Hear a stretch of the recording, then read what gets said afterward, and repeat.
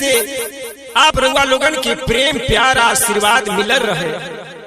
आशा नहीं पूर्ण विश्वास बा कि जिस तरह से इनकी प्रेम प्यार जाति पाति से ऊपर उठकर हर लोगों से लगाव है, प्यार है, दुलार है।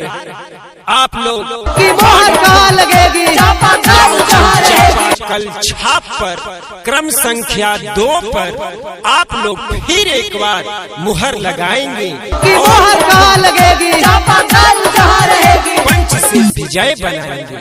धन्यवाद।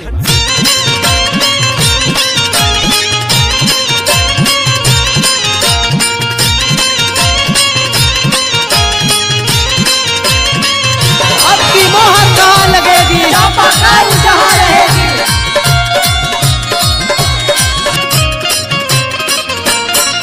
केहू धमकाई चाहे केहू डरवाई ना डराना है।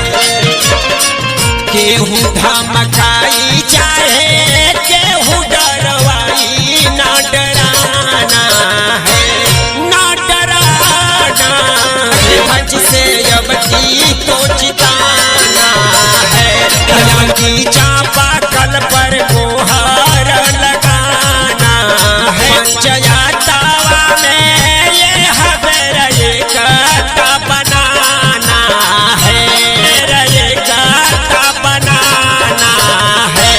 ये जीवना निकला ना निकला जल्दी, निकला बहरिया हो।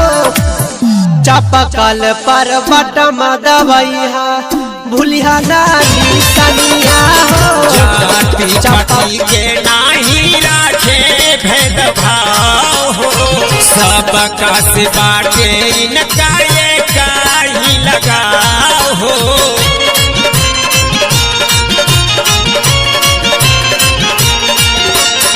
जाति पाति के नाही राखे मोहर कहाँ लगेगी, सबका से बाप की चापा